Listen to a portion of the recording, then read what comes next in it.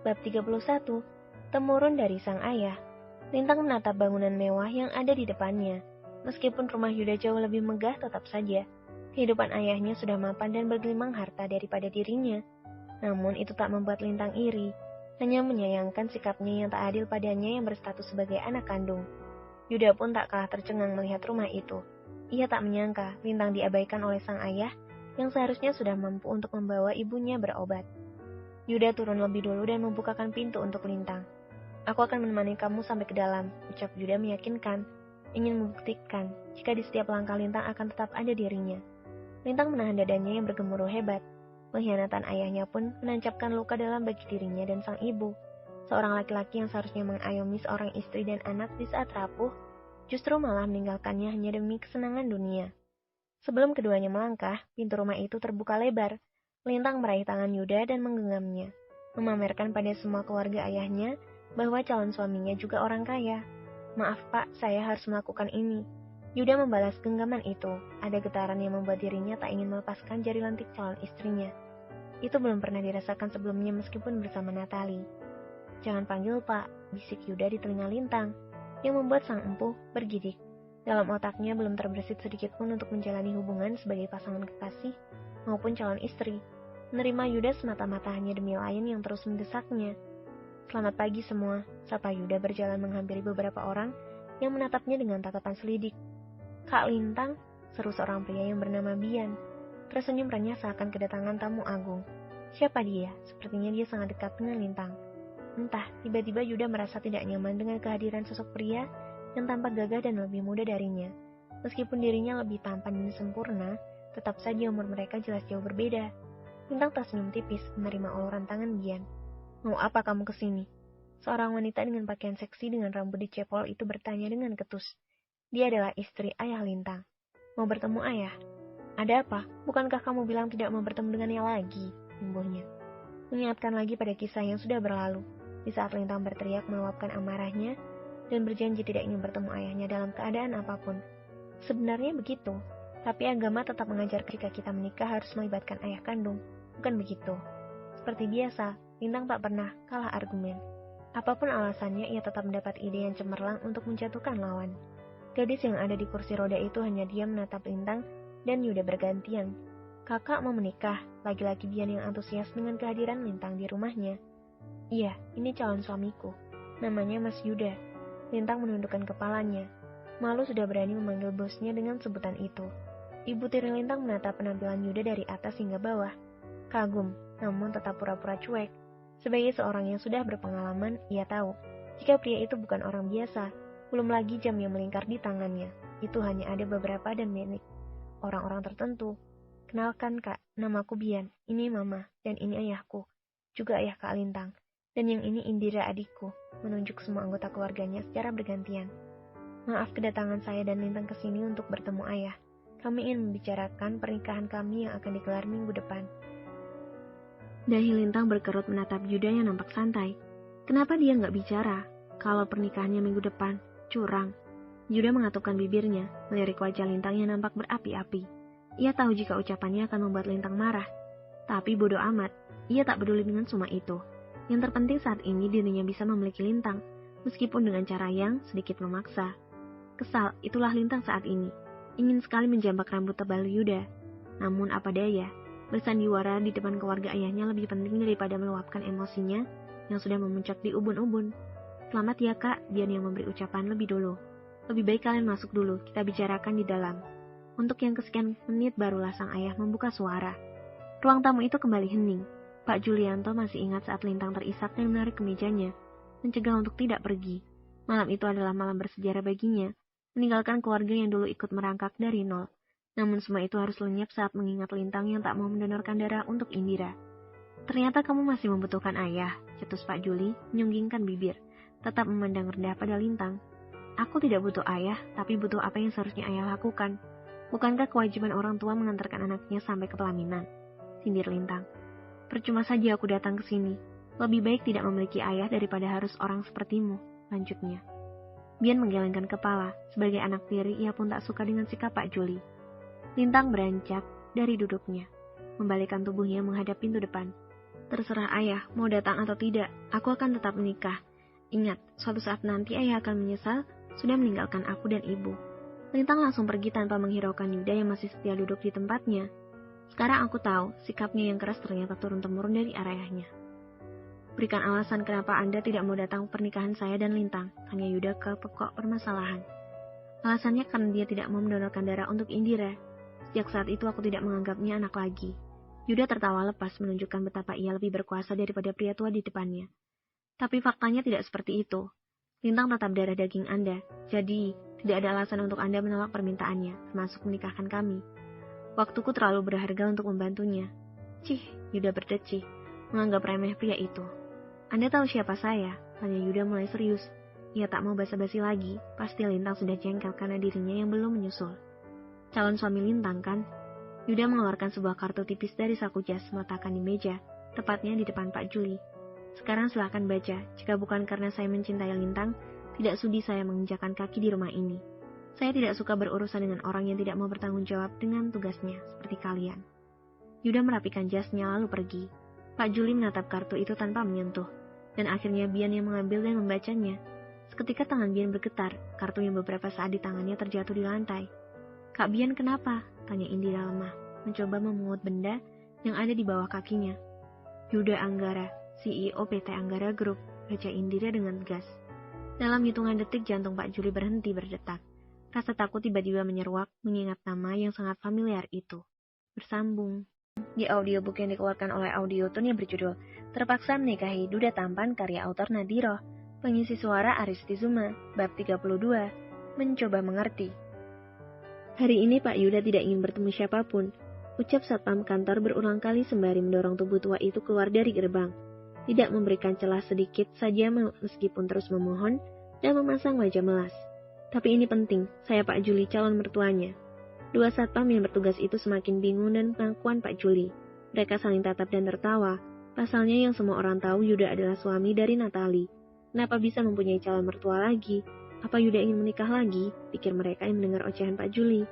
Ini masih pagi, Pak. Jangan mengigau, ejek salah seorang yang melintas. Mereka menganggap Pak Juli sudah kehilangan akal sehat karena sudah menyebut Yuda calon menantunya. Bagaimana kalau sampai Yuda tidak memaafkanku? Pasti dia akan menghancurkan bisnisku. Keringat bercucuran membasahi wajah Pak Juli. Di bawah terik matahari yang semakin menyengat tidak membuatnya menyerah. Ingin segera menuntaskan apa yang bergejolak. Tidak ingin hidupnya menderita karena sebuah kesalahan yang tak disengaja.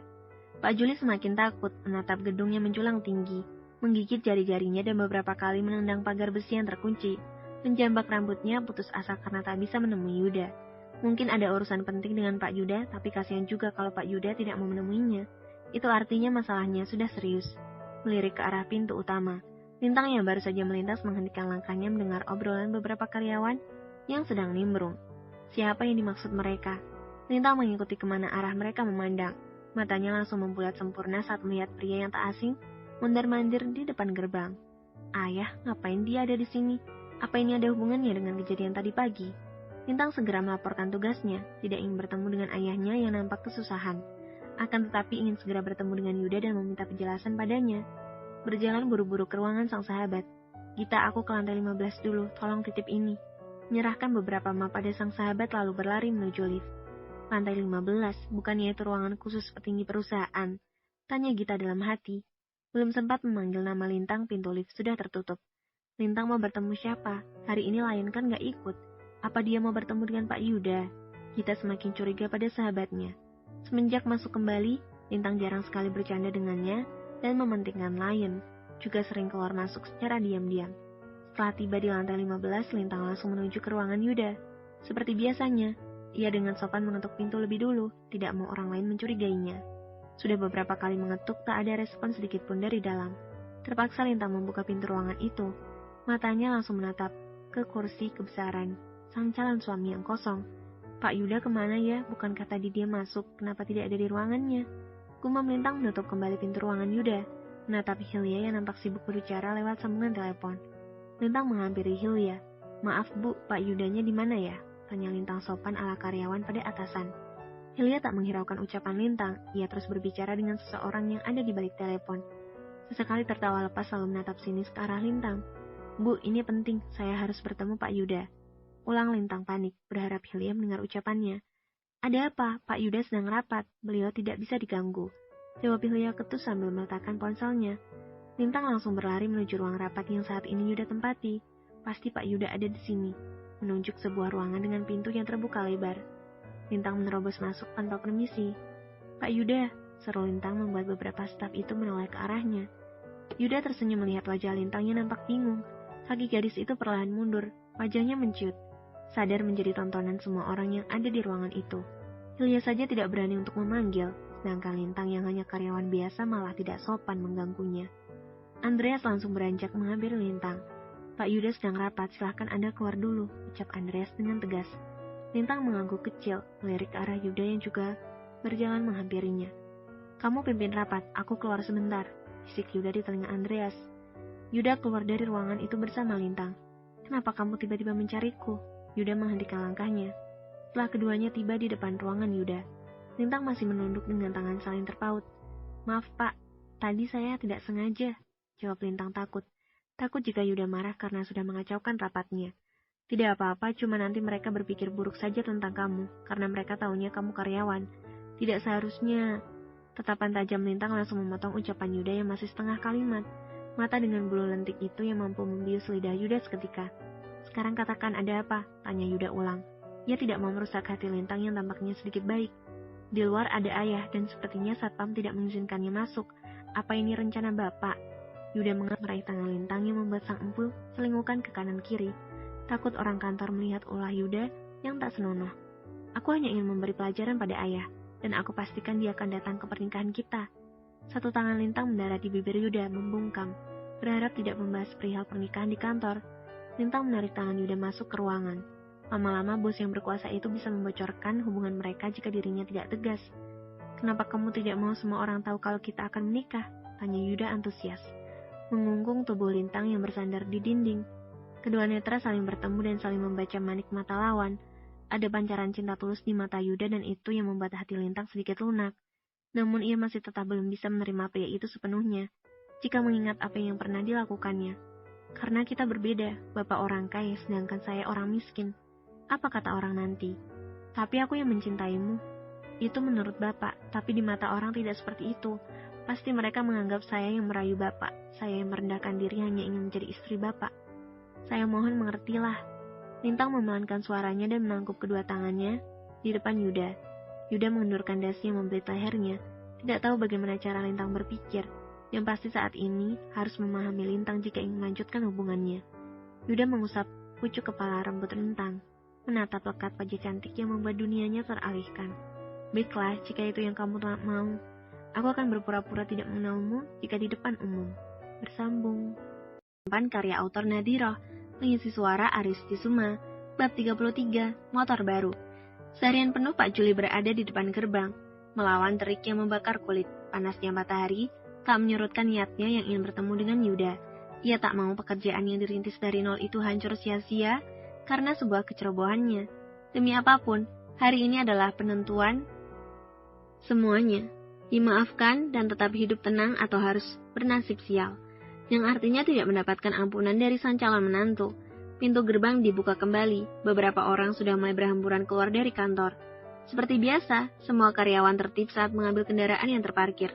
Lintang yang masih ada di ruangan pun sudah merapikan semua barang-barangnya, menumpuk beberapa map yang ada di meja, menutup laptop dan meraih tas serta ponsel. Tak seperti biasa yang langsung pergi. Kali ini ia memberitahu Yuda untuk pulang lebih dulu, sebab pria itu bilang sudah mengantarkan motornya di kantor. Pak, saya pulang dulu, takut lain nyariin. Itulah pesan dari Lintang yang langsung dibaca oleh Yuda. Tersenyum, mulai ada rute jalan menuju pintu maaf untuknya. Sinyal-sinyal berdamai mulai terpancar dari seorang Lintang. Hati-hati, jawab Yuda dengan pesan teks yang ditandai emot senyum. Apaan pakai emot segala, sok kemanisan. Gerutu Lintang memasukkan ponselnya tanpa membalas. Lintang, kita pulang bareng yuk, ajak kita menyembulkan kepalanya yang membuat Lintang kaget. Setelah sekian lama mereka tak berkumpul, kini kita merindukan momen di mana mereka melepas penat setelah bergelut dengan pekerjaan. Aduh, gimana ini? Gak enak juga kalau aku menolak ajakan Gita. Lintang menggaruk kepalanya yang tidak gatal dan tersenyum kecut, menghampiri Gita yang ada di ambang pintu, melihat jam yang melingkar di tangannya. Gimana ya? Lintang nampak bimbang. Ayolah Lin, udah lama banget kamu gak main, hitung-hitung refreshing. Desatnya. Menaik turunkan alisnya. Baiklah, kamu tunggu di depan, nanti aku nyusul. Setelah punggung kita menghilang di balik pintu lift, Lintang merogoh ponselnya lagi dan menghubungi Yuda. Ada apa? Tanya Yuda dengan lembut. Menghentikan aktivitasnya untuk sekedar fokus pada ucapan Lintang. Pak Gita ngajak keluar sebentar, kalau saya nggak mau takutnya dia marah. Itu doang, aku kira mau pulang bareng, Yuda mengucap dalam hati. Gak apa-apa, nanti biar aku yang bilang pada Lion. Kamu pergi saja, hati-hati di jalan. Jangan lupa pakai helm. Jantung Lintang berdegup kencang saat Yuda menunjukkan perhatian padanya, mengucapkan terima kasih dengan malu lalu menutup teleponnya. Tak ingin terhanyut dalam suasana yang belum diinginkan sepenuhnya. Setelah tiba di depan gedung, Lintang menghampiri satpam yang bertugas. Pak, saya mau ambil kunci, katanya dititipkan ke Bapak. Oh ini Mbak, menyodorkan kunci yang menurut Lintang sangat asing. Itu bukan miliknya yang biasa namun nampak baru. Bapak yakin ini punya saya? Yakin Mbak, cuma kunci motor Mbak yang dititipkan ke saya. Jelas satpam itu tanpa ragu. Lintang berlalu menghampiri Gita yang sudah siap meluncur. Hanya tinggal beberapa motor di sana. Ia terus mengabsen satu persatu untuk mencari motor miliknya. Namun di antara kuda besi yang berjejer rapi itu tidak ada satupun yang ia cari. Kenapa Lin? Tanya Gita kembali melepas helmnya. Menghampiri Lintang yang nampak panik. Motorku nggak ada, Git. Gita ikut mendekat dan membantu Lintang. Benar saja, motor sang sahabat yang berwarna pink ternyata tidak ada. Namun ada satu motor metik yang masih baru. Ini pasti ulah Pak Yuda. Lintang berlari menuju samping kantor, mencari tempat yang sepi untuk menghubungi Yuda. Ada apa lagi? Cicit Yuda sambil cengar-cengir, membayangkan ekspresi jutek Lintang yang tak menemukan motor lamanya. Motor saya nggak ada Pak, mungkin Bapak salah kirim. Menghela napas panjang, Yuda membuka tirai ruangannya lalu melangkah ke balkon yang menghubungkan langsung dengan tempat parkir. Ada kok, sekarang kamu cepat ke parkiran biar aku tunjukin. Lintang kembali ke tempat parkir motor tanpa memutus sambungannya. Dari atas Yuda tersenyum bisa melihat calon istrinya, berjalan pelan sambil memegang benda pipi yang masih menempel di telinga. Yang warna putih bagian kiri, ucap Yuda. Lintang menatap motor baru seperti yang diucapkan Yuda. Seperti yang ia tebak, pasti Yuda lah yang membuat dirinya kebingungan. Tapi ini bukan... Kenapa Lin? Tanya Gita tiba-tiba memotong ucapan Lintang yang hampir saja keceplosan. Lintang tertawa palsu, menurunkan ponselnya, dan menyembunyikan di belakang. Tidak apa-apa, aku lupa, ternyata aku sudah ganti motor. Kita manggut-manggut, melirik ke arah kedua tangan Lintang yang tampak mencurigakan. Ini kan motor pengeluaran terbaru, pasti harganya mahal. Dia dapat duit dari mana? Baiklah kalau gitu kita berangkat sekarang, keburu malam.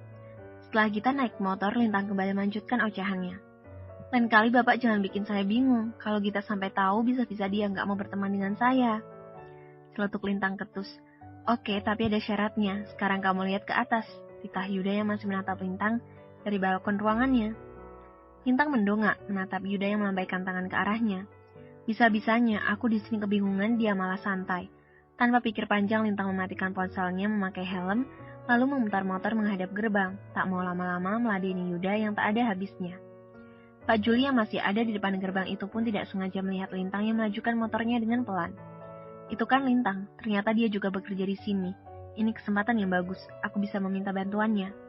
Sontak Lintang mengerem mendadak saat Pak Juli berdiri di depan motornya. Matanya terbelalak, menatap wajah lelah dan kusam karena debu kendaraan yang berlalu lalang. Ngapain ayah masih di sini? Tanya Lintang tanpa turun dari motor. Ayah mau bertemu kamu, ucap Pak Juli yang melenceng dari tujuan awal. Setidaknya ada sebuah harapan baru melihat putrinya bekerja di kantor Yuda. Maaf, aku nggak ada waktu. Minggir, bentak Lintang dengan lantang. Dada Lintang meletup-letup mengingat saat pria di depannya itu dengan tega mengusirnya dengan tidak sopan. Juga kejadian lain yang membuat hatinya memar. Lintang, ayah mohon bantu ayah kali ini saja, ucap Pak Juli memasang wajah memelas. Sekarang ayah minggir atau aku akan mempermalukan ayah di depan umum. Ancam Lintang dengan wajah yang berapi-api, memendam amarah yang menggebu. Meskipun ada rasa iba, Lintang tak peduli. Dalam hidupnya tidak ada orang yang penting selain sang ibu dan Lion. Bahkan Yuda pun belum terdaftar menjadi orang yang ada di hati Lion. Terpaksa Pak Juli menggeser tubuhnya dan memberi Lintang jalan. Takut gadis itu akan lebih murka. Sebab Lintang bukan orang yang suka main-main dengan ucapannya. Bab 34, kalah telak. Pak Juli tak menyerah begitu saja. Ia mengikuti kemana Lintang pergi. Baginya saat ini putrinya itu pun salah satu jalan mempermudah dirinya bisa bertemu dengan Yuda. Lintang, maafkan ayah. Seharusnya ayah tidak meninggalkan kalian. Terus bergumam merutuki penyesalan yang pernah dilakukan. Sekilas bayangan Bu Fatimah saat tersenyum membuat dada Pak Juli sesak. Wanita yang sudah menyerahkan cinta dan masa muda untuknya itu harus mengalami kepahitan hidup yang tragis. Kebaikan yang tulus dibalas dengan sebuah pengkhianatan yang menyakitkan. Sedemikian rupa Pak Juli telah menghancurkan masa depan Lintang dan Bu Fatimah, menelantarkan mereka di saat butuh seseorang yang seharusnya melindungi. Mobil Pak Juli berhenti di depan sebuah kafe, matanya terus berkaca penuh sesal. Sesekali cairan bening itu lolos membasahi pipi kokohnya, menatap nanar punggung Lintang yang berlalu melewati pintu. Ayah memang tidak berguna. Lintang mengusap air matanya lalu membuka pintu mobil. Bagaimanapun juga ia harus berbicara dengan Lintang, meminta maaf atas apa yang pernah diperbuat, memperbaiki hubungan yang sudah lama terkoyak.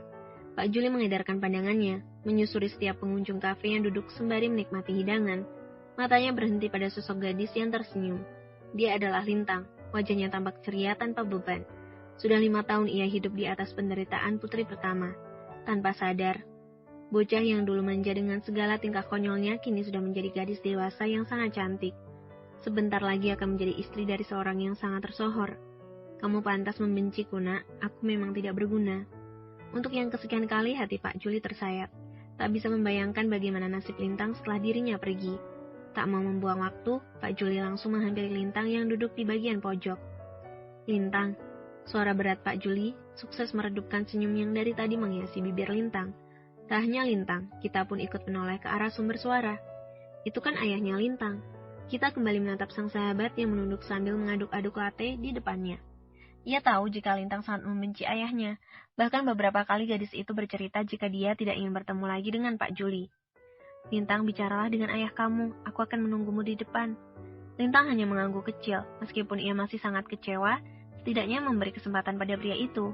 Setelah Gita pindah ke tempat lain, Pak Juli duduk di depan Lintang, menatap cincin berlian yang tersemadi di jari manis gadis itu. Meyakini cincin itu pemberian Yuda, sebab Lintang tak mungkin bisa membeli barang berharga dengan yang gajinya sebagai karyawan yang pastinya sangat kecil.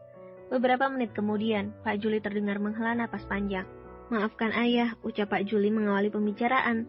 Entah mau dimulai dari mana, ia pun bingung mengingat kesalahan yang sangat besar. Udara di ruangan yang dipenuhi AC itu mulai panas. Sungguh saat ini Lintang tidak ingin berdamai dengan sekitar hingga keberadaan ayahnya membuatnya kesal. Sekarang ayah minta maaf, lalu bilang kalau ayah waktu itu kilaf sudah meninggalkan aku dan ibu. Basi, semua laki-laki pasti akan mengatakan seperti itu jika mereka melakukan kesalahan yang sangat fatal, tebak Lintang dengan bibir bergetar. Dari lubuk hati ia ingin sekali memeluk dan membagi keluh kesah pada pria itu, namun bayangan ibunya lah yang memaksa dirinya untuk menjadi sekeras batu. Lintang menahan air matanya yang hampir luruh, ia tidak ingin menunjukkan sisi kerapuhan di depan orang yang membuat hidupnya menderita. Hening lagi, Pak Juli sudah kehabisan kata-kata untuk mengutarakan isi hatinya. Pasalnya Lintang tak mungkin begitu saja menerima apa yang dibicarakan. Ayah cuma menanyakan alamat kamu dan Yuda saat akad nikah. Pak Juli mengalihkan pembicaraan. Ia tak mau merusak suasana hati Lintang di hari bahagianya. Aku tidak tahu, tanya saja sama Mas Yuda, jawab Lintang dengan cepat. Tapi Yuda tidak mau bertemu dengan ayah, timpal Pak Juli, mengingat perjuangannya yang seharian ini hanya terbuang sia-sia. Kalau begitu nanti aku akan tanya sama dia. Sekarang ayah pergi, aku tidak ingin melihat ayah lagi. Lintang menjawab dengan ketus, namun itu tak membuat Pak Juli jera. Nyatanya pria itu tetap tak beranjak dari duduk, malah menatap seragam yang dipakai Lintang lalu menunduk. Kenapa kamu tidak meminta jabatan tinggi? Yuda calon suami kamu, tapi kamu malah jadi karyawan, bukankah ini keterlaluan? Lintang menggebrak meja dengan keras hingga beberapa orang menatapnya dengan tatapan aneh. Aku menikah dengan Mas Yuda bukan karena ingin memiliki hartanya, dan juga tidak ingin kedudukan yang tinggi, tapi cinta yang tulus yang tidak pernah ayah berikan pada ibu. Ayah Lintang menunduk malu dengan ucapan Lintang. Ia benar-benar kalah telak dari putrinya. Ponsel yang ada di tas Lintang berdering. Ia segera meragah ponselnya. Mas Yuda, ngapain dia menghubungiku? Tanya Lintang dalam hati. Ia menggeser lencana hijau tanda menerima. Suara tangis dari balik layar menyapa. Lintang paham itu adalah suara lain. Sayang, kenapa nangis? Tanya Lintang antusias. Hatinya ikut pilu saat bocah itu menitikkan air mata. Mama, aku kangen, cepat pulang. Ucap lain terputus-putus. Iya, Mama pulang, tunggu Mama. Jangan buru-buru, fokus saat nyetir, jangan pikirkan apapun. Lain baik-baik saja, pesan Yuda. Setelah sambungan terputus, Lintang beranjak dari duduknya. Tak peduli dengan ayahnya, ia langsung berlalu menghampiri Gita. Kit, aku harus pulang, ada yang penting, pamit Lintang sembari meraih jaket. Hati-hati, bye, sampai ketemu besok. Baru saja membuka pintu, Lintang menabrak seseorang dari arah berlawanan. Ponsel yang ada di tangannya terjatuh, begitu juga ponsel orang yang ada di depannya. Maaf mbak, saya nggak lihat. Lintang membungkuk, memungut ponselnya yang terbelah menjadi dua. Ia berdecak kesal saat meriksa benda pipihnya yang ternyata mati. Lain kali kalau jalan pakai mata, kamu tahu berapa harga HP saya? Bekik wanita yang ada di depan Lintang, membolak-balikan ponselnya yang masih utuh. Lintang melirik ke arah ponsel wanita itu yang jelas-jelas masih menyala. Gak tahu, jawab Lintang membaca merek yang memang terkenal dengan harganya yang fantastis. Gaji kamu 1 tahun tidak mungkin cukup untuk membeli ini. Memamerkan HP tepat di depan wajah Lintang yang membuat sang empu tersenyum. Maaf ya mbak, saya nggak ada niat buat beli HP mahal. Untuk apa punya barang mewah kalau hanya dipamerkan? Tidak ada gunanya juga. Lintang mengucap dengan percaya diri lalu pergi saat wajah mungil lain melintas di otaknya. Mengabaikan wanita yang tak dikenal itu berteriak memaki dirinya. Bersambung. Mama minta maaf sayang, ucap Lintang untuk yang kelima kali. Mengelus punggung lain yang bergetar hebat karena tangis. Yuda menatap wajah Lintang yang dipenuhi penyesalan. Meskipun ia menyarankan Lintang untuk mengabaikan putranya, wanita itu tetap kekeh ingin mengembalikan keceriaan Lain. Lain ngambek gara-gara ditinggal Lintang seharian penuh. Kini bocah itu hanya melirik-lirik calon mama tirinya dan tak mau disentuh, menyandarkan kepalanya di dada bidang Yuda dengan kedua tangan bersedekap. Mama jahat, teriak Lain dengan suara lantang, seolah-olah tidak ingin lagi bersama Lintang. Yuda membuka ponselnya lalu mengetik sesuatu di sana. Namun usahanya itu sia-sia, pasalnya ia tak mendengar suara deringan atau getaran ponsel milik Lintang. Aku harus cari cara lain supaya Lintang bisa bebas dari Lain. Akhirnya Yuda mengambil pulpen yang ada di saku jas dan menulis beberapa kata di telapak tangannya dan mendekatkan ke arah Lintang. Ancam saja, bilang kalau kamu mau pulang, pasti dia luluh. Lintang membaca tulisan yang menurutnya sangat jelek untuk ukuran seorang pemimpin besar. Menatap sang empu yang menaik turunkan alisnya, kali ini tak ada pilihan lain. Lintang harus mengikuti saran Yuda demi mendapatkan hati Lain dan mengembalikan keadaan. Ya sudah, kalau Lain masih marah sama Mama, mendingan Mama pulang saja ke rumah lama. Mama nggak mau tidur di sini lagi, ucap Lintang dengan jelas. Lintang beranjak dari duduknya, alih-alih pergi, dalam hati mulai berhitung. 1, 2, 3. Seketika Lain melorot dari pangkuan sang papa dan merengkuh kedua lutut Lintang dari belakang. Jangan mah, Lain janji nggak akan nakal lagi. Lain terus menggeleng, mengusap air mata yang tersisa di pipi. Makanya, Lain nggak boleh marahin Mama Lintang, cetus Bu Indri yang baru datang. Lintang tersenyum menerima pelukan Bu Indri, menatap beberapa baju mewah yang dibawa wanita itu, menggendong Lain dan membawanya duduk di samping Yuda. Iya Oma, Lain janji, mengangkat dua jarinya ke atas, menampakkan wajah melasnya di depan semua orang. Cium dulu dong, pinta Lintang menunjuk pipinya. Seketika itu juga Lain mengikuti perintah Lintang, tak ingin kehilangan sosok yang membuatnya nyaman setelah kasih sayang dari sang mama lenyap. Lintang, kamu pilih baju yang mana? Tanya Bu Indri, menjewer beberapa baju yang dibawa. Lintang menoleh, menatap Yuda yang ada di sampingnya, lalu kembali menatap bajunya lagi. Berulang kali ia mengusir rasa ragu yang mengendap membuat dadanya sesak. Pernikahan itu seperti momok yang akan menjerumuskannya dalam sebuah ikatan tanpa cinta. Benar-benar membuatnya bingung. Mundur atau maju dan menjalani hubungan yang disebut rumah tangga. Melewati hari-hari bersama pria yang harus ia patuhi dan hormati. Seseorang yang harus dijaga aib dan menerima segala kelebihan serta kekurangannya. Terserah mama saja, aku ikut, ucap Lintang pasrah. Tidak ada pilihan di hatinya. Seperti saat ini, perasaannya yang terus mengambang. Bagaimana kalau yang ini? Menjewer kebaya putih dengan aksesori berlian yang memukau di bagian dada. Juga beberapa hiasan lainnya yang menjadikan baju itu nampak mewah dan elegan. Kalau kamu kurang suka atau bajunya kurang bagus, bilang saja. Biar nanti aku yang tukar, imbuh Yuda. Lintang menggeleng tanpa suara. Di saat semua sibuk dengan baju yang akan dipakai Lintang di hari pernikahan, tiba-tiba saja Lintang mendengar suara dengkuran dari dekapannya. Tanpa mereka semua sadari, Lain sudah terlelap di pelukan Lintang. Sudah mama duga, cetus Bu Indri mencubit pipi gembul Lain dengan pelan. Duga apa mah? Tanya Lintang penasaran, ikut merapikan rambut Lain yang menutupi jidat. Tadi siang dia nggak mau tidur, katanya nungguin mama Lintang. Giliran kamu pulang dianya langsung tidur. Begitu nyamankah Lintang, sampai anakku sendiri sangat menyayanginya melebihi mama kandungnya sendiri. Biar aku yang pindahin, Yuda mengambil alih tubuh mungil putranya. Lintang mengikuti Yuda dari belakang. Setelah membaringkan tubuh Lain di pembaringan, Yuda menghampiri Lintang yang mematung di belakang pintu. Gadis itu mengalihkan pandangannya ke arah lemari. "HP kamu gak aktif?" tanya Yuda. Lintang langsung merogoh ponselnya yang ada di tas. Dia lupa jika benda pipihnya terjatuh dan pecah. Tadi jatuh di depan kafe. Lintang menunjukkan ponselnya yang terbelah menjadi dua. Yuda mengambilnya dan memeriksa, pura-pura sibuk, padahal ia tak tahu sama sekali tentang ponsel. Yang Yuda tahu setelah rusak beli lagi. "Ini masih bisa dibenerin, tapi kayaknya nggak bisa bertahan lama," ucap Yuda asal. 3 bulan mengenal sosok Lintang membuat Yuda sedikit memahami gadis itu. Bisa saja ia membelikan yang baru dan lebih mahal, namun Lintang bukan gadis yang gampang menerima pemberian orang, termasuk darinya. "Kalau begitu biar saya tukar tambah saja." Lintang melewati tubuh tegap Yuda yang masih memegang ponsel miliknya. Bulan ini kan dia belum gajian, dapat uang dari mana? Yuda keluar dari kamar lain dan masuk ke kamarnya menghubungi Andreas, si kawan setia. "Andre, kamu kirim nomor rekening Lintang dan belikan HP untuk dia. Antar sekarang juga, pilih sesuai kriteria perempuan dan bilang padanya kalau itu pemberian dari mama." "Baik pak," jawab Andreas yang ada di seberang sana sebelum menjalankan perintah sang bos. Baru beberapa menit mengurai rasa lelah di samping lain, Lintang dikejutkan dengan ketukan pintu yang menggema. Ia turun dari ranjang dengan malas. Merapikan rambutnya lalu membuka pintu. "Mama," seru Lintang menatap calon mertuanya yang mematung di depan pintu kamar. Bi Indri tersenyum renyah. "Ada apa, Ma?" tanya Lintang menyelidik, melirik kotak yang sangat familiar di tangan wanita itu. "Kata Yuda HP kamu rusak, ini Mama belikan lagi. Semua sudah terpasang, tinggal pakai saja." "Gak usah, Ma," tolak Lintang dengan cepat, tak ingin merepotkan semua orang yang ada di rumah itu.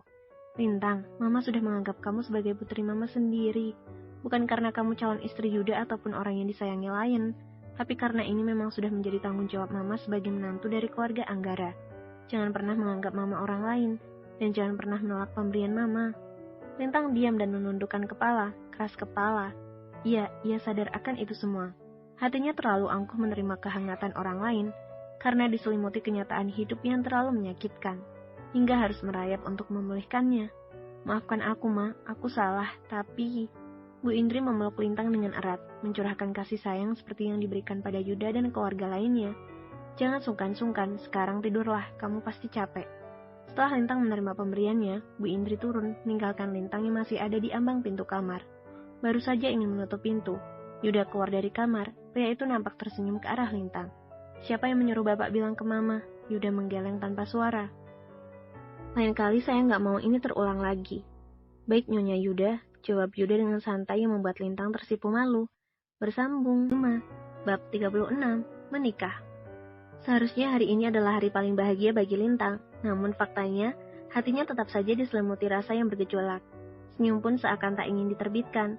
Kehancuran keluarganya menjadikan Lintang berubah. Entah sampai kapan ia bisa melawan rasa benci pada orang-orang yang menyakitinya. Yang pastinya ia pun berusaha untuk itu. Lintang menahan tangan Mua yang hampir saja memakaikan make up di wajahnya. Kesedihan mulai merambat menggerogoti dinding ketegaran. Pertahanannya yang dibangun kokoh akhirnya runtuh saat sekelabat bayangan sang ibu melintas. Meskipun sudah meminta restu, tetap saja ini tidak adil bagi Bu Fatimah yang tak bisa menyaksikan pernikahannya. Impian dan harapan lenyap, kini semua itu hanya tinggal kenangan yang tak akan bisa terwujud. Momen yang sangat penting dalam hidupnya pun tidak akan disaksikan oleh orang yang melahirkannya. Seandainya bisa, Lintang ingin menikah setelah ibunya sembuh, tapi kembali ke lain yang terus mendesaknya. Apalagi beberapa malam bocah itu sempat meminta Yuda untuk tidur bersamanya dan Lintang. Sungguh situasi yang membingungkan. Sebentar lagi akad akan segera dimulai. Mua kembali mengingatkan sembari melihat jam yang melingkar di tangannya. Belum lagi Yuda terus menanyakan kapan selesainya. Tiba-tiba saja Lintang sesenggukan, menumpahkan air mata berharap bisa meringankan beban yang membelenggu, menyusahkan dada. Ingin bersanding dengan orang yang dicintai dan mencintai. Dipantau kedua orang tua lengkap hingga ke pelaminan, berpose dengan senyum bahagia. Tapi apa? Justru sebaliknya yang kini dialami Lintang. Ia hanya menikah karena memenuhi keinginan lain, tanpa cinta dan tanpa didampingi ibu tercinta. Mua yang bertugas itu panik dan terpaksa keluar dari kamar Lintang, memanggil Yuda yang sudah rapi dan siap untuk menghadap penghulu. "Calon istri Anda menangis, Pak." Yuda langsung berlari menuju kamar. Ia menatap punggung Lintang yang bergetar. Berjalan pelan menghampiri sang calon istri masih sibuk dengan tangisnya. Ingin sekali memeluk, ikut merasakan kesedihan, memikul beban yang disangga gadis itu, namun apa daya, itu hanya sebatas keinginan. Sepertinya masih sangat sulit bagi Yuda untuk bisa menembus hati Lintang. "Kamu kenapa?" tanya Yuda dengan suara lirih. Memberanikan diri mengelus lengan Lintang. Apapun yang terjadi, dirinya lah kini yang bertanggung jawab penuh atas gadis itu. Menjadi imam untuk membangun keluarga sakinah, sumber tawa untuk melewati segala halangan yang menampar. Tinggalin saya, Pak, pinta Lintang. Tersendat-sendat kedua tangannya sibuk mengusap pipinya yang dipenuhi dengan air mata. Aku tidak akan meninggalkanmu. Yuda memutar kursi yang diduduki Lintang. Ia bersimpuh di depan gadis itu dan menatap wajahnya dengan lekat. Meraih kedua tangan Lintang dan menggenggamnya dengan erat. Percayalah, aku akan membuatmu bahagia, ucap Yuda meyakinkan. Bu Indri dan Pak Radit serta lain pun masuk menghampiri Lintang. Kenapa Mama menangis? Apa Papa jahat? Tanya lain polos. Memandang sinis ke arah Yuda yang masih berlutut di depan Lintang. Lintang tersenyum tipis, kehadiran bocah itu seakan menghempaskan semua kesedihannya yang mendalam. Tidak sayang, mamahnya kelilipan, ucap Lintang berbohong, menangkup kedua pipi lain yang imut dan menggemaskan. Lain janji akan jaga Mama, jangan pergi lagi ya, Ma. Lintang mengangguk. Semenjak kejadian di kafe waktu itu yang membuat Leon marah, Lintang tak lagi meninggalkan rumah tanpa Lain. Bahkan beberapa hari terakhir sebelum pernikahan ia pun tak berangkat kerja demi menemani putra tercinta. Yuda duduk di tepi ranjang, mengamati Mua yang mulai sibuk merias Lintang. Matanya tak teralihkan dari wajah sang calon istri yang mulai dibalut dengan make up. Permisi Pak, suara berat Andreas membuyarkan lamunan Yuda yang hampir saja tak terkendali. Ada apa? Tanya Yuda tanpa menoleh. Pak Juli sudah datang, dan di depan juga ada tamu yang bernama Luna dan Arif. Mereka menunggu Bu Lintang. Seketika Lintang membulatkan matanya, bukan karena kedatangan tetangga baiknya, akan tetapi panggilan baru yang disematkan Andreas padanya. Terdengar sangat asing dan menyebalkan. Bilang ke Mbak Luna kalau saya menunggu di kamar, ucap Lintang. Hal ini ia tak mau mengulur waktu. Menurut kayak Bu Indri, takut semuanya kacau karena keegoisannya. Bilang juga ke ayah kalau kami hampir selesai. Bu Yuda membaringkan tubuhnya dengan kaki ungkang-ungkang ke lantai. Hampir 1 jam berlalu, akhirnya Lintang yang sudah selesai dirias, wajahnya sangat cantik membuat Yuda terhipnotis. Terpana dengan kecantikan Lintang yang luar biasa, balutan kebaya mewah menyempurnakan keanggunan gadis itu hingga tak ada kecacatan sedikit pun. Pak, Anda kenapa? Tanya Mua melambaikan tangannya di depan wajah Yuda. Maaf, aku tidak apa-apa, sahut Yuda salah tingkah. Berdiri dan mematung di belakang Lintang, menata bayangannya dari patulan cermin. Aku mencintaimu, ungkap Yuda dari lubuk hati yang terdalam. Lintang menunduk, menghindari tatapan Yuda yang tak bisa diartikan. Kembali ke tujuan awal, Yuda segera keluar meninggalkan Lintang. Meskipun tak sabar ingin memiliki gadis itu, ia tetap harus melewati beberapa prosedur untuk menghalalkan hubungannya, menghampiri penghulu yang sudah siap menjalankan tugasnya. Yuda pun berbicara dengan calon mertuanya yang juga nampak siap. Hanya ada beberapa tamu yang hadir, itu pun kerabat dan orang dekat yang memang terpilih untuk menyaksikan pernikahannya. Bagaimana, apa semua sudah siap? Tanya penghulu pada Yuda yang duduk di depannya. Siap, jawab lain dari arah belakang yang membuat semua tertawa. Yuda menoleh, ternyata tak hanya putranya, di sana juga ada Lintang dan sang mama yang mendampingi. Lintang duduk di samping Yuda, menatap Pak Juli lalu beralih bian yang mengangkat jempolnya. Di antara keluarga mama tirinya, hanya pria itu yang ramah. Jantung Yuda berdegup dengan kencang. Ini adalah pernikahan yang kedua kali baginya. Namun ia merasakan keanehan yang menjalar di seluruh tubuhnya. Grogi dan gugup menerpa membuat wajahnya sedikit pucat. Pak Radit mendekat, menepuk tangan Yuda yang nampak gemetar. Terlihat jelas jika putranya sedang tidak baik-baik saja. Tenang Yud, jangan memalukan, bisik Pak Radit. Yuda menghembuskan napas panjang mengusir rasa gugup dan mencoba untuk tetap rileks. Detik-detik acara sakral itu pun terdengar mengharukan. Isak tangis kembali terjadi saat Pak Juli dan Yuda saling berjabat tangan. Hati Lintang bercampur aduk saat dirinya dinyatakan sah menjadi istri dari Yuda Anggara. Selamat ya sayang, mulai hari ini kamu adalah bagian dari keluarga Anggara. Bu Indri mencoba menenangkan, mendekap tubuh Lintang yang kian bergetar hebat. Bahkan ia tak lagi menikmati pernikahannya saat ini. Sekarang aku adalah istri Pak Yuda. Aku harus bisa menjaga martabatnya sebagai seorang suami, melindungi lain seperti anakku sendiri. Ya Allah, tunjukkan jalan yang terbaik. Aku tidak ingin menjadi istri durhaka. Aku harus bisa mencintainya. Bersama 37, belum siap. Meskipun bukan pernikahan yang disaksikan ribuan orang ataupun pesta mewah yang dipenuhi dengan berbagai acara istimewa, Yuda merasa hari ini adalah hari yang sangat spesial. Beberapa kali ia meminta Andreas untuk mengabadikan secara pribadi, menjadikan sebagai kenangan indah yang tak akan bisa terlupakan sampai nanti. Sebagian tamu sudah pulang, sebagian lagi masih ada di ruangan khusus. Mereka menikmati jamuan yang tersedia. Lintang duduk di samping Yuda dan juga lain di pangkuannya. Tak henti-hentinya bocah itu meluapkan kasih sayangnya. mencium pipi Lintang yang membuat Yuda cemburu. Sudah sah menjadi istri seorang Yuda Anggara, bukan berarti mengubah sikap angkuh Lintang pada pria itu. Masih butuh waktu untuk memulihkan rasa benci yang tercipta bertahun-tahun, menyembuhkan goresan luka yang pernah membekas di relung hati. Sayang, panggil Yuda pelan, memberanikan diri untuk memanggil Lintang dengan sebutan mesra. Lintang hanya melirik tanpa menimpali, masih malu-malu saat Yuda terus meringsek duduknya hingga keduanya saling bersentuhan. Bahkan aroma parfum khas milik Yuda itu menyeruak hingga membuat Lintang gugup. Mulai besok kita akan pindah di rumah baru, ujar Yuda menatap pipi Lintang dari samping. Yuda ingin memberikan tempat ternyaman untuk Lintang. Ia tidak mau gadis itu merasa tertekan jika tinggal di rumah orang tuanya. Hubungan yang belum stabil membuat Yuda berpikir keras bagaimana cara supaya Lintang bebas dan tidak terbebani dengan statusnya. Satu-satunya jalan adalah tinggal di rumah sendiri dan menjadikan wanita itu sebagai ratu di keluarga kecilnya. Seketika otak Lintang traveling membayangkan saat ia harus di rumah hanya berdua dengan Yuda. Wajahnya memucat dan keringat dingin mulai bercucuran menembus pori-porinya. Malam pertama, belah duren, lakukan sesuatu yang belum pernah terlintas di pikiran Lintang. Mengerikan. Gak mau, teriak Lintang yang membuat semua orang menoleh. Sementara itu dahi Yuda berkerut, tangannya mengulur merangkul pundak Lintang yang terasa gemetar. Ia tahu apa yang menyebabkan Lintang seperti itu. Lintang, kenapa, Yud? Bu Indri menghampiri mereka, menggoyang-goyangkan tangan Lintang yang masih menggeleng dengan mata terpejam. Lintang membuka mata dengan pelan, jantungnya berdegup kencang, seakan lari maraton. Menatap Bu Indri dan beberapa kerabat Yuda yang sudah berada di depannya. Gak apa-apa mah, tadi lain godain mamanya, ucap Yuda asal. Luna datang dan memberikan segelas air putih untuk Lintang, duduk di samping gadis itu dan membantunya untuk memangku Lion. Setelah meneguknya hingga habis, Lintang merasa sedikit lega. Setidaknya bisa berpikir lagi setelah beberapa saat tersendat karena ucapan Yuda. Mas, aku ingin bicara dengan Mbak Luna sebentar, minta Lintang meraih tangan Yuda. Bersandiwara jika mereka adalah pasangan yang serasi seperti yang dilakukan di depan semua tamu. Yuda meninggalkan Luna dan Lintang, yang menghampiri keluarga yang masih berkumpul di ruangan lain, memberi kesempatan wanita itu untuk bicara. Kamu kenapa? Tanya Luna pelan, menepuk-nepuk punggung tangan Lintang yang terasa dingin. Sebenarnya aku belum siap untuk menikah, Mbak, Lintang mengutarakan isi hati yang sebenarnya. Tapi kenapa kamu setuju menikah dengan Yuda? Tanya Luna balik. Ia pun tak mengerti dengan apa yang terjadi pada Lintang. Bibir Lintang bergetar mencium kepala Lion dengan penuh cinta dan kasih sayang. Aku menikah karena Lion. Dia terus memaksaku. Aku bingung mau jawab apa. Mungkin dengan ini dia bahagia dan mendapatkan kasih sayang dariku secara utuh. Luna menghela napas panjang. Terus kamu tadi teriak kenapa? Tanya Luna teringat suara singkat Lintang yang menggegerkan semua orang. Mas Yuda mengajakku tinggal di rumah sendiri. Aku takut dia memintaku untuk melayaninya.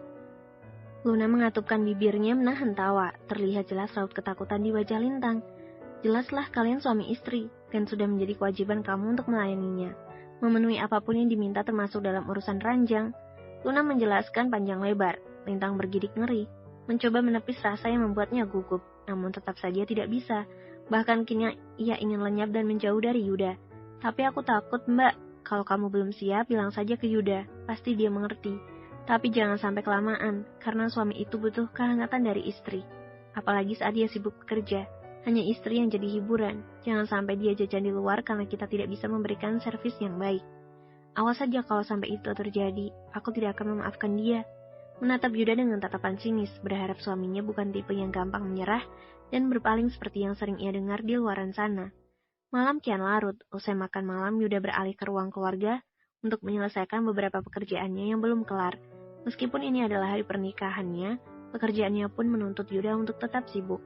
Lintang, kamu temani Yuda, Mama mau pijitin Papa di kamar, suruh Bu Indri berbisik, sengaja mendekatkan sang pengantin baru yang nampak canggung. Lintang menatap punggung Bu Indri berlalu hingga menghilang di balik pintu.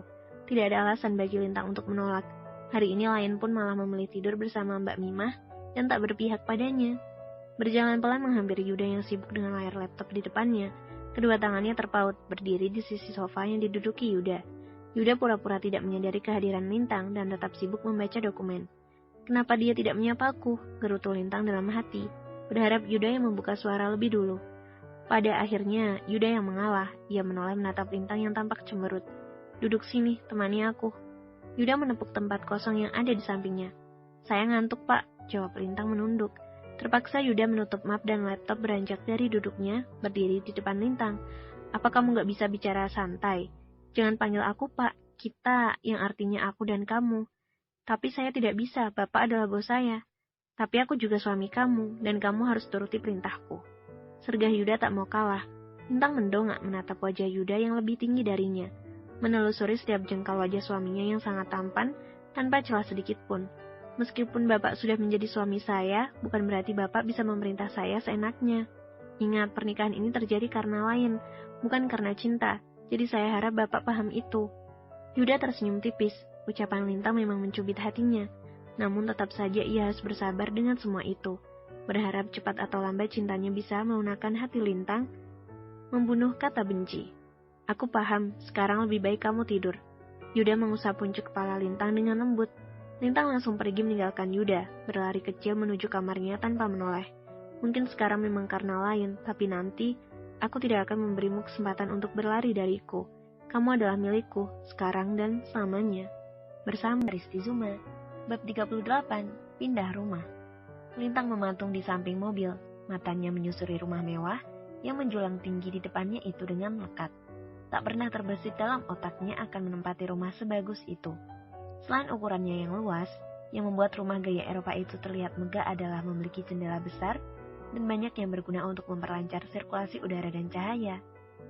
Terdapat pula teralis pada jendela yang dibentuk sedemikian rupa sehingga menambah kesan Eropa klasik yang kental. Seperti pada umumnya, desain rumah Eropa milik Yuda menggunakan jendela berjenis double hung yang terdiri dari 2 susun. Desain tersebut dipadukan juga dengan desain yang tampak dari luar seperti huruf U terbalik. Rumah itu juga memiliki pilar atau menara yang berjulang tinggi. Pilar yang berdiri kokoh dari atas tanah hingga lantai paling atas. Bentuk pilar yang dibangun berupa silinder atau heksagon berwarna putih dan warna netral itu melengkapi keindahan bangunan itu. Ornamennya pun tak kalah menarik, membuat rumah itu sempurna.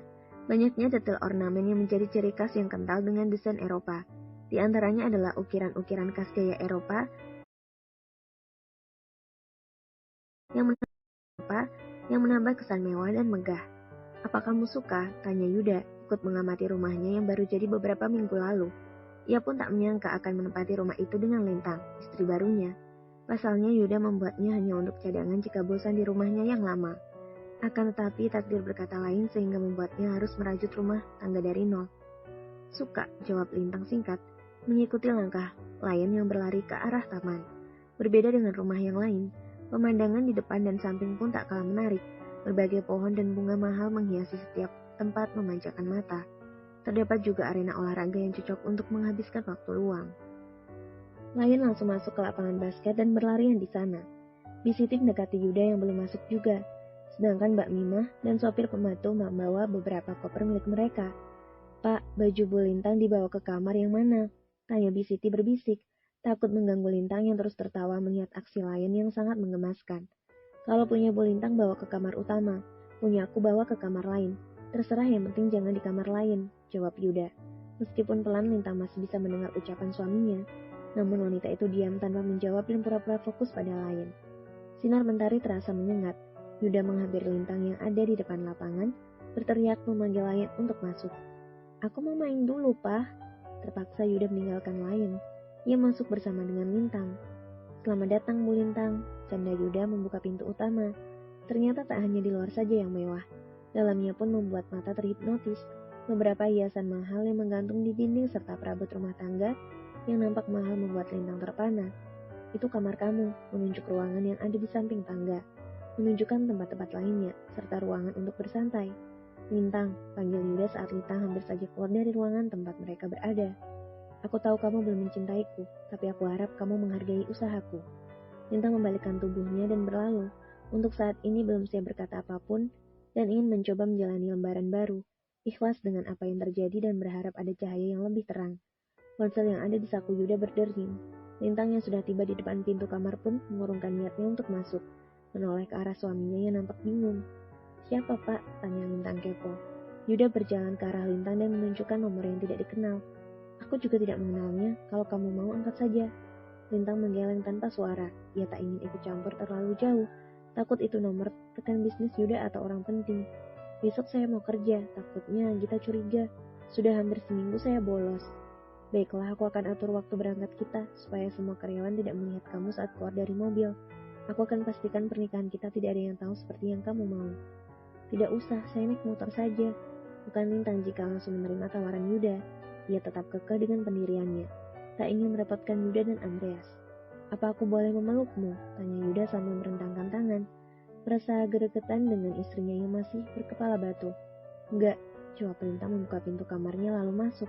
Menutup pintunya dengan keras menandakan jika ia belum ikhlas untuk disentuh. Yuda tersenyum menatap pintu yang tertutup rapat. Menatap layar ponselnya yang kembali berdering dengan nomor seperti tadi. Siapa sih ini, gangguin saja. Yuda mengabaikan panggilan itu dan keluar menghampiri Lion yang masih sibuk bermain basket dengan penjaga kebun. Lagi-lagi ponselnya berbunyi. Kali ini bukan panggilan, melainkan pesan yang masuk. Kenapa kamu gak angkat teleponku sih? Ini aku, Claire. Setelah membaca pesan itu, Yuda mengingat-ingat nama yang menurutnya tidak asing baginya. Claire, sepertinya aku kenal, tapi siapa? Mengetuk-ketuk dagunya, mencoba menelisik masa lalu saat ia masih banyak teman perempuan. Mata Yuda membuat sempurna dan menepuk jidat. Setelah beberapa saat berkelana, akhirnya ia mengingat gadis Singapura yang berambut pirang dengan mata coklat. Namun bukan itu yang membuat Yuda tertawa, tapi cinta gadis itu yang tak pernah surut padanya meskipun sudah menikah dengan Natalie. Kisah 10 tahun lalu kembali terlintas, di mana Claire mengantarkan Yuda di bandara internasional saat pulang. Claire juga terang-terangan mengatakan jika dirinya mencintai Yuda. Bukan cuma itu saja, gadis itu pun memberi banyak kenangan saat Yuda masih kuliah di negara tempat tinggalnya. Mungkin semua itu karena kendala kata jodoh hingga mereka tak bisa bersatu. Yuda membalas pesan yang dikirim Claire.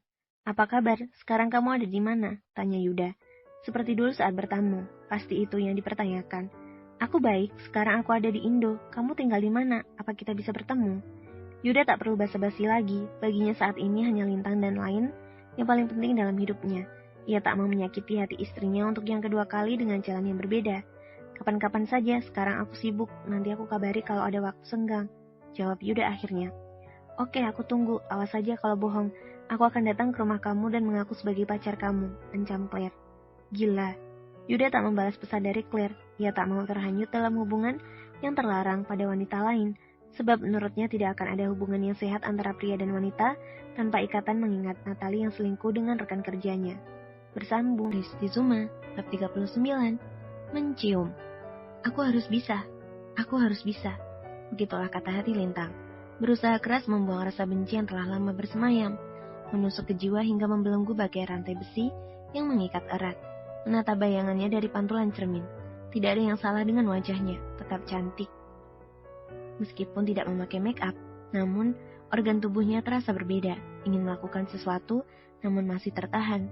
Tangannya terasa kaku dengan bibir yang terasa berat untuk mengucap. Senja tampak indah menerobos masuk dari sela-sela jendela. Lintang membuka tirai lebar. Indahnya warna jingga yang menghiasi langit sore membuatnya tenang. Berandai-andai dengan banyak hal yang belum terwujud, hingga ketukan pintu menyadarkan dari lamunannya. Lintang menutup lagi lalu membuka pintu dengan pelan. Menatap sang suami yang mematung di depan pintu kamarnya. Tampan, sempurna, kaya, tapi itu saja belum cukup untuk membuatnya terpikat. Bapak mau apa? Lintang bertanya dengan lembut, mengalihkan pandangannya dari tatapan Yuda yang tak pernah bisa ia artikan. Rasa aneh tiba-tiba membuat dadanya berdegup kencang saat hembusan nafas Yuda menerpa wajahnya. Malam ini aku ingin makan masakanmu, mengatakannya dengan ragu, karena ia tahu belum tentu Lintang langsung mengabulkan permintaannya. Saling tatap, Lintang mencari alasan untuk tetap terlihat angkuh di depan suaminya, meninggikan egonya lagi. Bisiti kemana? Menekankan jika masih ada orang selain dirinya. Ada, tapi aku ingin makan masakan istriku. Kalau kamu tidak mau, gak apa-apa, kita makan di luar. Pilih yang mana? Masak saja, tapi saya tidak bisa memasak makanan seperti di rumah mama. Jawab Lintang jujur, sebab selama ini ia hanya bisa mengolah makanan sederhana. Itu pun dari bahan yang biasa saja. Tidak apa-apa, makanan apapun akan terasa enak jika masaknya pakai hati dan ikhlas. Mengusap rambut Lintang yang terurai panjang, meninggalkan gadis itu menuju kamar Lain. Seketika Lintang membongkar isi lemari es. Banyak bahan pilihan yang bisa dijadikan menu makan malam. Daging dan ayam juga beberapa jenis ikan laut, namun kebanyakan malah membuat Lintang bingung. Bisiti, teriak Lintang. Tangannya sibuk memilih antara ikan dan daging. Saya, Bu. Bisiti datang, menatap Lintang yang nampak kebingungan. Matanya mengikuti saat tangan Lintang memasukkan beberapa kantong kresek ke lemari es.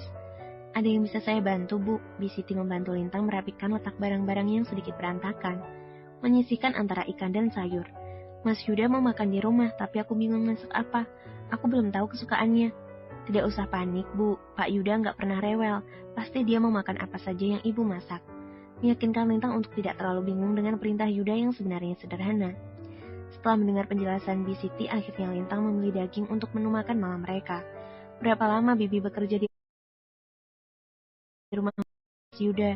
Lintang memotong dagingnya dadu, entah mau dimasak apa. Bi Siti hanya menjadi penonton saja. Ia tak ingin mengganggu Lintang yang nampak bekerja keras. Semenjak beliau menikah, Bu, awalnya saya di rumah Bu Indri. Setelah itu ikut Pak Yuda di rumahnya, dan sekarang ikut di sini lagi bersama Ibu. Lintang manggut-manggut mengerti. Semoga betah ya, Bi, aku orangnya cerewet. Bi Siti hanya menanggapinya dengan senyuman tipis.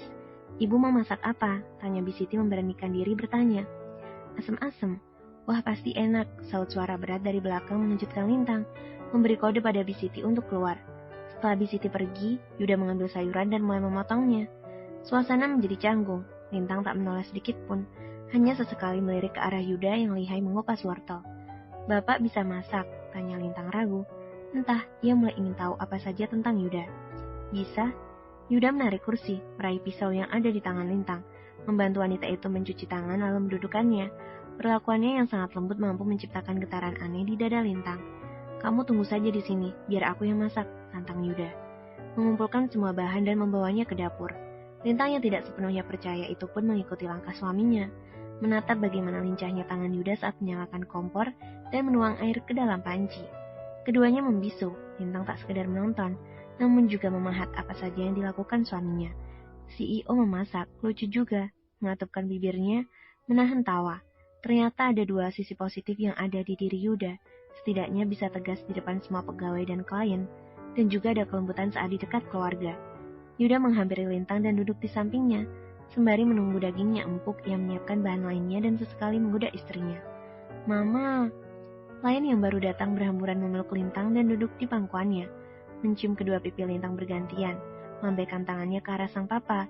Yuda mendekatkan kepalanya hingga berjarak beberapa senti dari wajah Lintang, menatap manik mata gadis itu yang nampak sendu. Papa cium mama, pinta Lain polos. Hawa dingin merasuk, tangan Lintang terasa gemetar mendengar permintaan putranya. Menelan ludahnya dengan susah payah saat Yuda tersenyum manis. Ayo, Pa, pinta Lain penuh harap. Tidak ada pergerakan dari keduanya. Yuda takut aksinya akan membuat Lintang marah, namun juga tak bisa mengabaikan permintaan anaknya. Dada Lintang sudah tak bisa dikondisikan lagi, bahkan lebih cepat dari lari maraton. Sayang, maaf ya kalau kamu memarah nanti saja, bisik Yuda di telinga Lintang. Lain menutup mata dengan kedua tangannya. Seketika itu pula Yuda mendaratkan bibirnya di pipi mulus Lintang, menyalurkan rasa cinta yang sudah menggebu tersimpan di dada. Lintang pun memejamkan mata, menikmati ciuman lembut Yuda yang terasa menembus hingga ke relung hati. Terima kasih, ucap Yuda setelah melepaskan ciumannya, menatap wajah Lintang yang nampak merona. Bentar ya, aku lihat dagingnya dulu. Yuda beranjak dari duduknya. Lintang mengangkat tangannya dan menyentuh pipinya. Meskipun ciuman itu sudah usai, ia masih bisa merasakan bibir Yuda di sana. Mas Yuda, bantu aku untuk melupakan dendamku. Hanya kamu yang bisa menghapus semuanya. Aku juga ingin hidup dengan tenang bersama kamu dan Lain. Bak keluarga kecil yang bahagia, Yuda yang menyiapkan makan malam sedangkan Lintang membantu segala sesuatu yang dibutuhkan Lain. Sebab mulai besok mereka kembali beraktivitas seperti biasa. Lain bersekolah di tempat yang baru. Lintang dan Yuda kembali dengan pekerjaannya. Besok Lain mau sekolah sama siapa? Tanya Yuda pada Lain yang baru saja menelan makanannya. Lain menatap Lintang sejenak, mengingat ucapan omanya beberapa hari yang lalu. Lain jangan merepotkan mama terus, minta bantuan Mbak Mimah juga, karena mama juga sibuk. Mbak Mimah saja, Pah, jawab Lain. Bersambung, di suara Aristi Zuma, bab 40, naik motor. Lintang melepas mukena dan melemparnya dengan asal, mengikat rambut dan berlari ke kamar Yuda. Menyelimuti Lain yang masih meringkuk memeluk guling, menatap kamar mandi yang tertutup rapat. Suara gemericik air menggema menandakan jika Yuda belum selesai mandi. Atas permintaan Lain, semalam Lintang tidur di kamar itu. Meski begitu, ia sudah memasang pengaman supaya tidak terjebak dalam peristiwa yang belum diinginkan, meminta Yuda untuk tidur di sofa setelah Lain terlelap. Lintang menghampiri kamar mandi, mengangkat tangan dan membuka pintu sedikit dan menampakkan kepala. Rambutnya masih dipenuhi busa sampo dengan mata yang sedikit menyipit. Ada apa sayang? Aku keburu waktu subuh habis, ucap Yuda sambil menggosok badannya. Mau sarapan pakai apa? Tanya Lintang cepat tanpa menatap. Gak usah, nanti sarapan di kantor saja. Lebih baik kamu siap-siap. Bangunin lain juga, titah Yuda.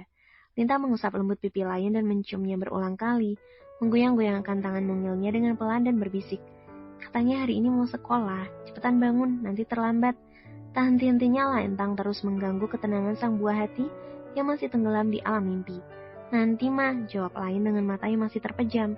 Lintang memutar otak, mencari cara yang jitu untuk membangunkan bocah itu. Kalau nanti berarti dimandiin Mbak Mimah ya, Mama mau ke kantor. Seketika mata Lain terbuka lebar, menatap Lintang dengan lekat. Bibirnya terus tersenyum dan sesekali mengusap-usapkan hidungnya di pipi gembul Lain. Lain menyibak selimut, lalu turun. Yuda keluar dari kamar mandi, matanya langsung tertuju pada baju koko yang sudah berada di atas sajadah. Kamu yang siapin ini semua, sayang? Pura-pura bertanya, padahal ia sudah tahu kalau Lintanglah pelakunya.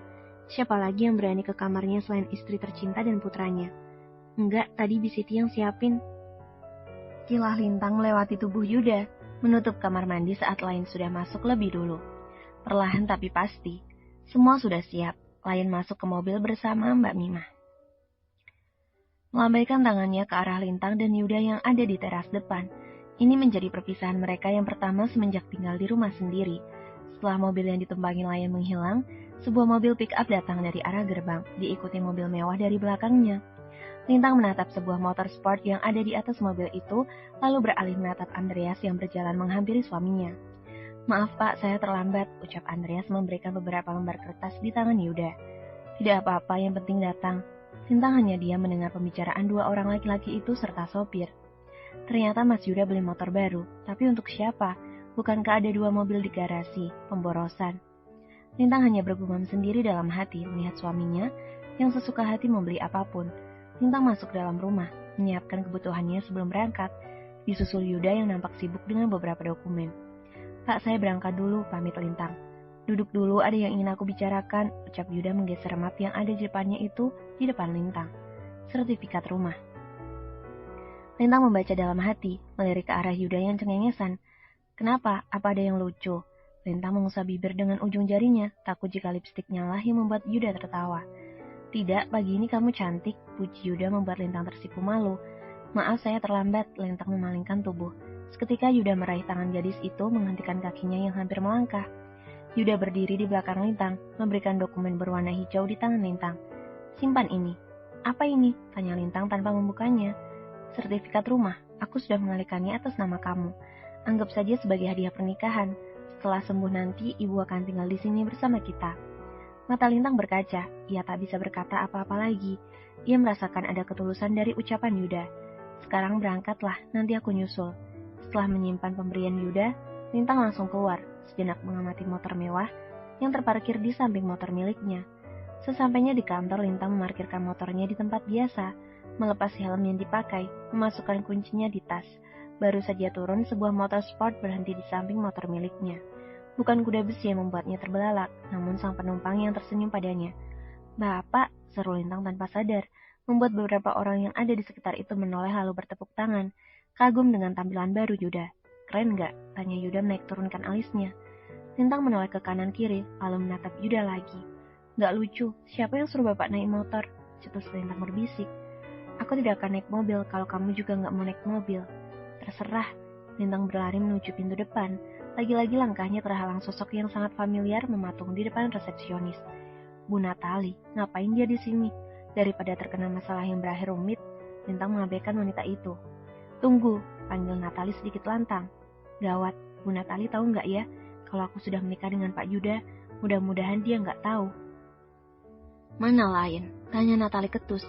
Maaf Bu, Lain tidak ikut saya. Silakan Ibu tanya pada Pak Yuda. Jawab Lintang dengan suara lirih, takut semua orang tahu apa yang dibahas dengan mantan istri suaminya. Yuda yang baru membuka pintu pun mendekati Lintang. Ada apa ini? Tanya Yuda pada Lintang.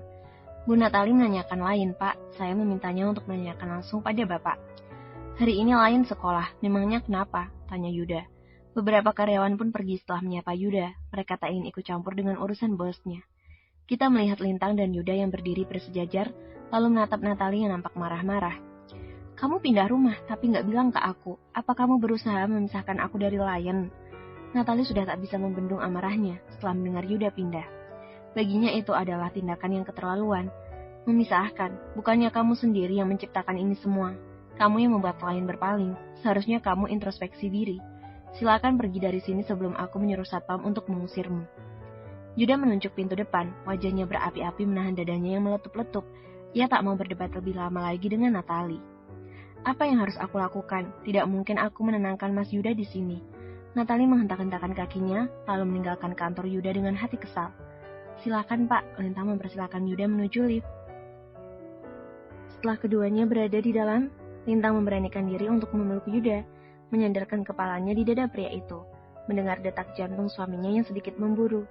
Jangan emosi, tenangkan pikiran Bapak, lupakan kejadian tadi. Anggap saja Bapak tidak pernah bertemu dengan Bu Natali. Pesan Lintang. Menepuk punggung Yuda, baru saja ingin membalas pelukan Lintang, pintu lift terbuka membuat Lintang panik dan melepas pelukannya dengan